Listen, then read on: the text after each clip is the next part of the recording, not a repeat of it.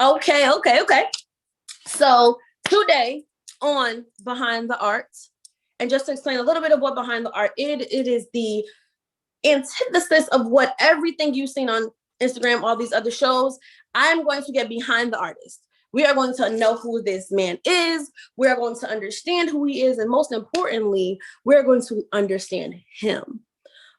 This is not necessarily a performance space. I encourage everyone, and I am going to almost, push you to look these people up, follow them on all their social medias to really, really get to the crux of their art, but also remember who they are. So without further ado, I would love to introduce you guys to Rad. Hey, Rad, how you doing? Yo, chilling. How's everybody doing? How you doing, T? I'm good. I'm great. Good. Stressed but blessed. Mm-hmm. Oh, facts. But that's the thing. We're Black, so we can handle those type of emotions. Oh, you already know. Skin built like that. We just build different out here. That's how it is. That's what it is. Most definitely. And I want to thank you so much again for joining Gamma Sci-Fi and the Gamma chapter of North New Jersey and really helping us out with this series. This series is targeted towards mental health awareness, but also, like I said in the beginning, awareness of the artist. Knowing who the person behind the art is just as important as the music, as the painting, as the everything. Mm-hmm. So I just want to say thank you from the bottom of my heart for doing this with us. Oh, 100%. Thank y'all for even having me. This is definitely definitely a big thing that we need to, address in our community, as well as just even make known to the world. So I'm just happy to be a part of this. Thank you. So we're going to jump right in. The first question I want to ask you is, what memorable responses have you had to your work?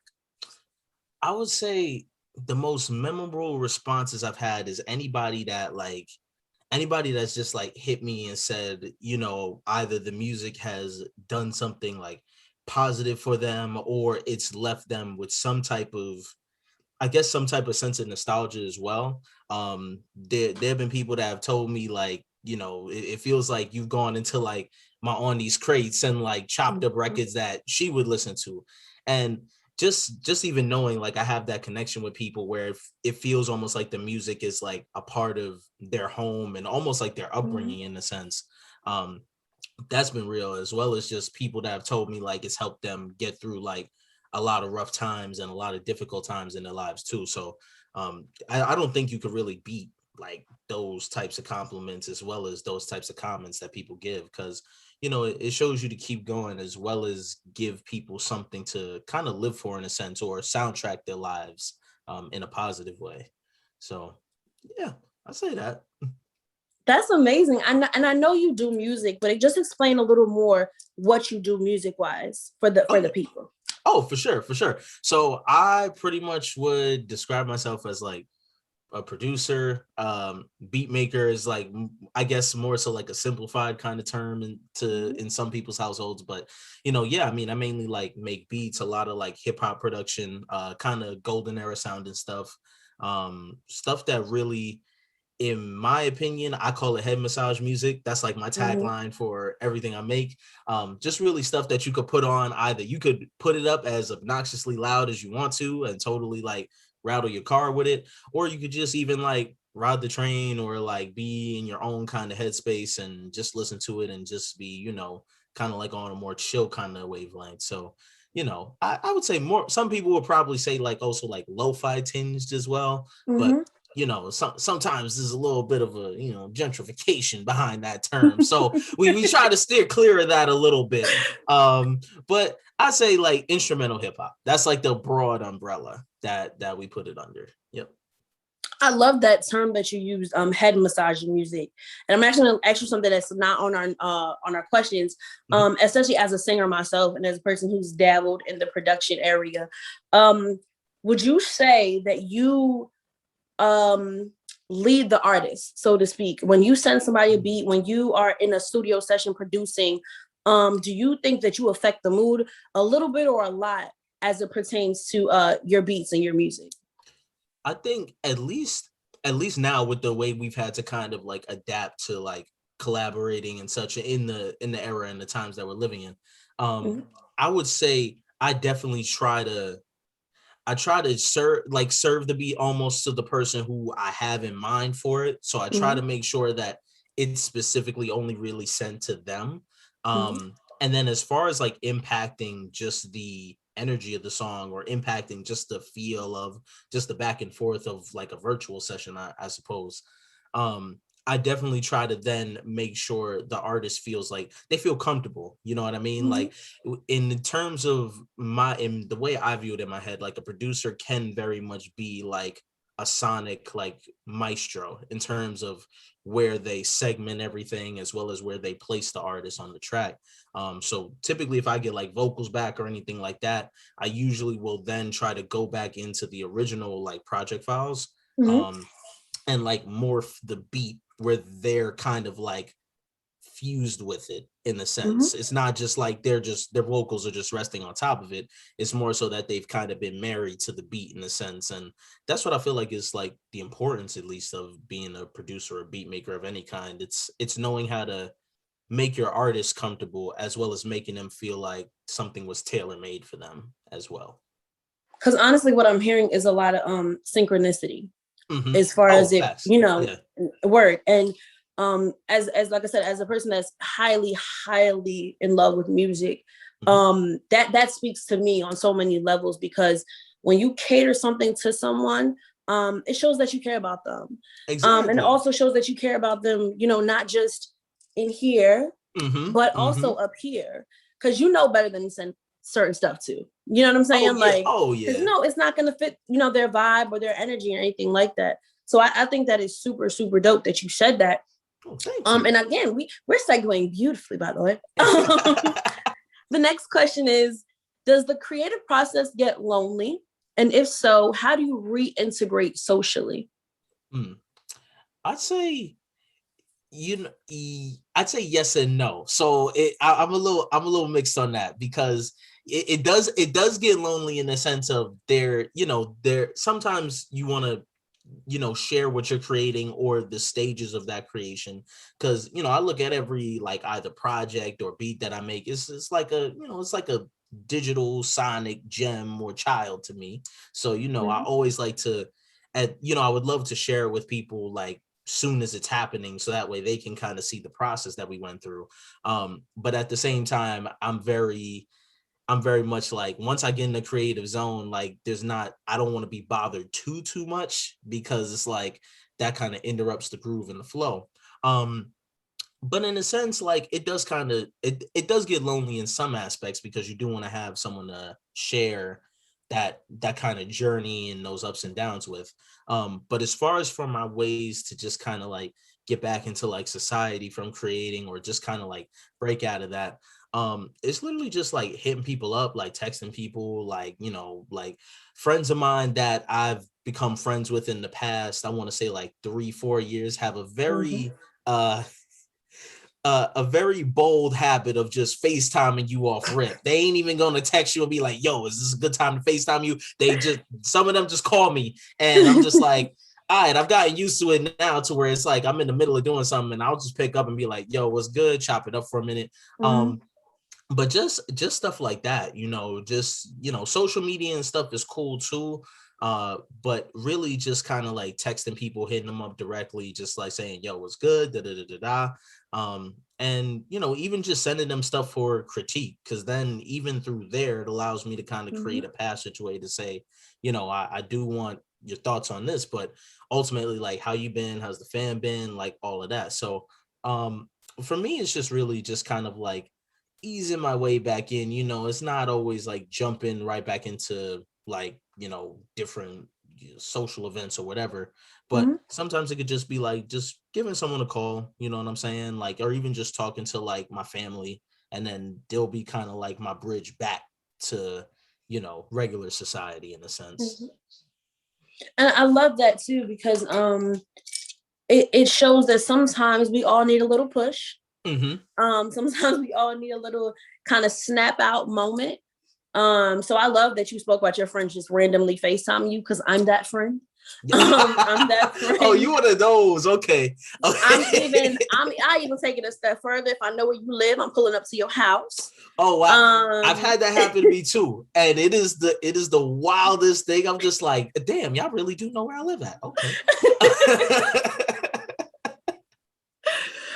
It's for me, I am big on self-care. I'm big on also a certain level of self-isolation. Because I do believe it is necessary. And in learning about ourselves mentally, sometimes we do have to go away and be away and settle ourselves with ourselves. So I love that messaging that you put out there. How does art and sound affect your everyday decision making? Oh man, that's a very good question. I would say for me, I just think about like, because the thing is, like, in my head, just walking through life, most people who know me know this. I am a huge like anime manga head, so like I'm big into that. So just the way that I view life, I always view things based off of how is that going to impact like my aesthetic for the day, or what is the vibe I'm going for the day. And typically with music and art, with at least on the side of when I produce or anything, I become very meticulous in terms of knowing where to place things, even down to the very like most microscopic thing I'd like chop up as far as like a sample or a sound. So I'm very like detail oriented. So I like to make sure that things are kind of structured in a way where it's like, okay, like there are certain unknowns and certain other things that I know is beyond my control, and I'm not going to be able to handle that. But whatever is within my wheelhouse or locus of control, I try to stay on top of all of that, at least even in my personal life. So regardless of if it be like timing for when I show up somewhere, or like, even just doing something like simple as cooking or anything like that, I like to have everything kind of like mapped out at least, because then it also provides a little bit more structure for in case something like one little thing happens, then it's like, all right, boom, we prepared for that. We got plan B. So yeah, and I mean, I think mostly, at least with like music and art, the way I've always experienced it, it's a beautiful release, and it's like comforting at the same time. So I always try to stay in that pocket of comfort. Anything that's in the external world that's jarring, I don't really need too much of, So that's, I'd say, just kind of how I choose to view life, trying to be peaceful and trying to stay aesthetically pleasing. I'd say that's the two. That's the two. So I think organization and aesthetically pleasing, I definitely what stood out in that answer that you just gave, because I think we try to be as organized as possible to make ourselves less stressed out. And I think when we're creating, I think your optimum, creative space is low stress, low, no timelines, no nothing. You just want to kind of, not free fall, so to speak, but kind of just create at your own pace. And I think when everything else in your life is organized, you feel like when you do sit down in front of the piano, in front of the, beat machine, whatever, that you're able to do so. Yes. And I always connect stuff, again, I used to be a counselor. So I always connect stuff back to mental health and back to things like setting boundaries for ourselves, setting like really healthy boundaries, so to speak. Because if you say from 7 to 8 is my time, whether that be watching your favorite show, whether that be doing laundry, whether that be playing with your children, whether it be whatever it is, that is your special time. And what I've been encouraging a lot of people to do as of late is set aside that personal time for yourself, whether it's that 10-minute washing your face routine, whether it's that, long shower. I'm a 2-hour shower type of girl. When I'm ready. Yo, they're needed though. Those moments are needed. That is a fact. So like really what I hear, and then when you said aesthetically pleasing, I take that back to your music. And then because I know your music now, I can say those things. But I definitely take that back to your music, and you can almost hear the time that you take. And I think that is super, super duper important, because not everything translates the same. You know, we want our music to translate a certain type of way, like you described in the beginning, your aesthetic and your style. But it is a lot deeper, you know, especially for you. And it definitely comes across in your sound. But my next question actually speaks to more of this. Has your art ever been heartbreaking for you?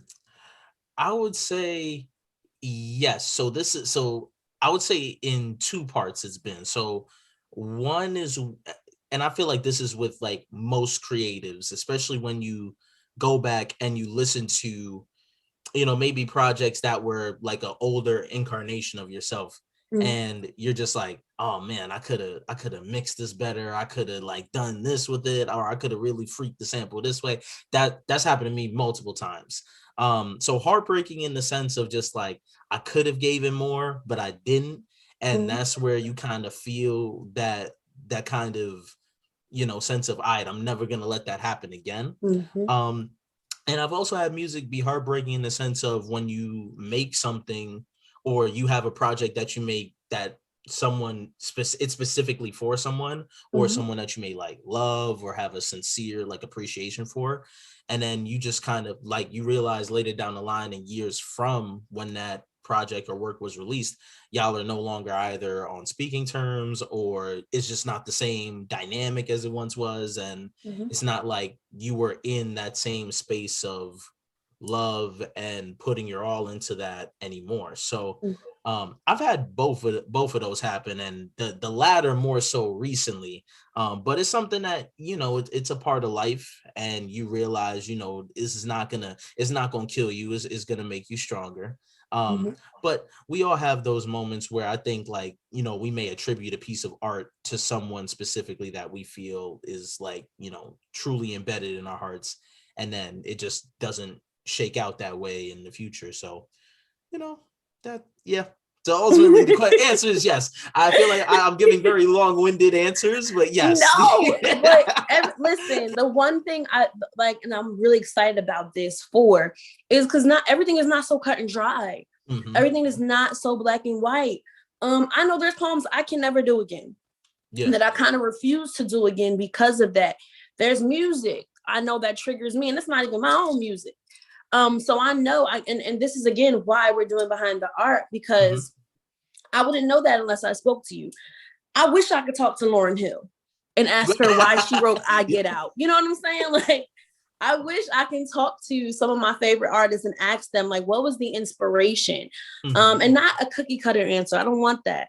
I want very much what you did. You know, it's heartbreaking, but this is why, you know, and this is like the real of why it can get like, you know, it can break you down. Sometimes art can make you not want to perform again. Sometimes outside entities can make you not want to do your art.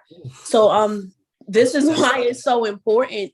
And a lot of artists, that starts at our support team. And either your built one, you know, or your chosen family, as I like to call it, or even your, you know, your blood family.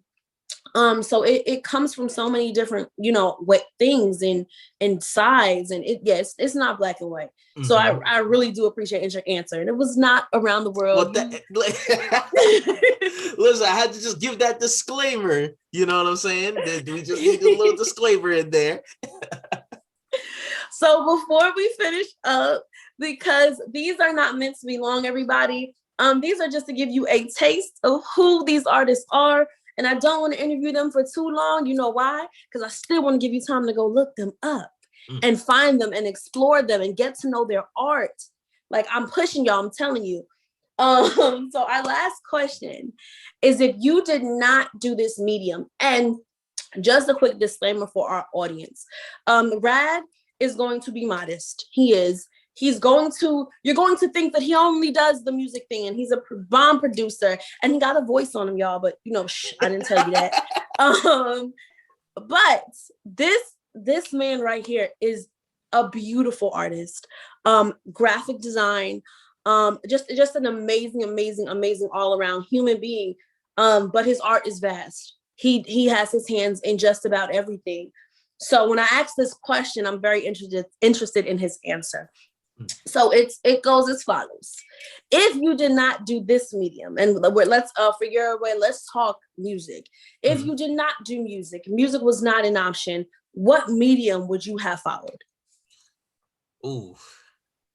So if I couldn't do music, see you outed me with all the tags of what else I do, because I was gonna pick one of those, but it forced me to think. So this is very damn, it's hard because it's a tie between two, but I'm gonna pick the one that I feel like will win out more. I would definitely be, I feel like I would more so be into architecture. Like I would want to do that. I just like, I'm big on like, on a smaller scale, like clothing and stuff like that, how I dress, like fashionable pieces, like stuff like that, I'll always be into. But I always marvel at the fact of how people can kind of, start from nothing and create structures that, are literally towering over humans. And even as a child, like growing up in the city, that was one thing I always marveled at, was just like how small I was in comparison to different buildings, and how there's different styles and different, regions of the world that certain, styles of architecture come from, as far as like different buildings, park styles, things of that nature. So I'd probably say, yeah, architecture, because I just think it's so dope that you can put something out into the world that is sometimes can be larger than life, and it's something that everybody can see and everybody can know that, in some way, shape, or form, that's your work. You may not have your name like tatted on the building or nothing, but just even understanding that and the mechanics behind it, the mathematics, the science behind it, so that way nothing falls apart or nothing like, crushes nobody. That definitely like strikes me as crazy. And even just doing like seeing like little 3D models and seeing how that gets kind of like put into the fray of things. So yeah, I'd say working with some type of architecture or 3D structuring or design or something, like anything in that realm would probably be what I'd do. That's so interesting. Even on the drive home, I sometimes ask myself, like, how did they build highways? Like, how did they figure out that, if we build one bridge on top of another, it'll take you from one place to the other. So it's always a very complex thing. But I'm not surprised that you would want to do that. I am surprised, but then a little bit I'm not, because like I said, of the knowledge that I do know about you, and just like your personality is very vast as far as, your interests and what you're passionate about. And if you're passionate about building things, that translates to music, that translates to art, and that translates to just sometimes not having a mind that can like be still sometimes. And I think that's going to be the running theme with combining mental health with artistry. We sometimes forget, like I said, to settle ourselves. And healthy ways to kind of slow us down a little bit, because we can go a mile a minute, we can do a million things at the same time as artists. Exactly. So closing this out, there's a portion of this that is probably gonna be my favorite. And what I want you to do is I want you to tell us your healthy flexes. And what I mean by healthy flexes, I want you to tell us where we can follow you. I want you to tell us how mental health has changed your life as it pertains to your art. And I want you to just, like I said, healthily flex on yourself for a little bit. Okay. All right. So as far as where you can find me pretty much at Radicule on most streaming platforms. Obviously, you just type in Radicule, I'll pop up. As well as for most socials like Twitter, Radicule at Radicule Beats. Instagram is just at Radicule. Very simple, very easy. We pretty much are everywhere, so you could kind of find the kid wherever is your streaming platform of choice. We are there, I promise you. And yeah, I mean, I'd say outside of that, I mean, just kind of like finding me there as far as healthy flexing, we make excellent music to sip tea to, eat some good soft cookies too as well, get some carrot juice in there as well. um um yeah, and then pretty much, we just appreciate y'all listening, y'all tuning in. On mental health, it is okay to get therapy. A lot of people I know think that it's a sign of weakness to get therapy. It is probably the biggest sign of strength, as well as the biggest sign of strength to open up about your vulnerabilities and just be real with yourself. You can't really keep it 100 with anybody else until you start keeping it 100 with yourself. So that's definitely what I say as like my personal healthy flex from me onto those watching. But yeah, never feel afraid to talk about what's going on. Never feel afraid to stand up and say you have a problem with something and you just need help or you just need to talk. And never feel like you're a burden, just discussing what's going on internally with you. We all got stuff and all got different demons that, we got to wrestle with or we got to try and keep in the closet. But the sooner, and I promise, the sooner that you can kind of like talk about it and get it out there and discuss it amongst those that will kind of get you the right help and right support and provide you with the right support, the better it'll be for you navigating the world and navigating through society. And yeah, so get therapy, you know what I'm saying, if you have the means to. If you don't have the means to, definitely try to find that solid core group of people that you feel like you could talk to or you could vent to, because a lot of us don't have that. And if it's even hard to find that, then definitely like retreating into some type of art form or expressive medium can do a world of good. I personally have gone through various different things in my own kind of mental wheelhouse, and a lot of it is just kind of accountability and just being honest with yourself. Thank you for your healthy flex.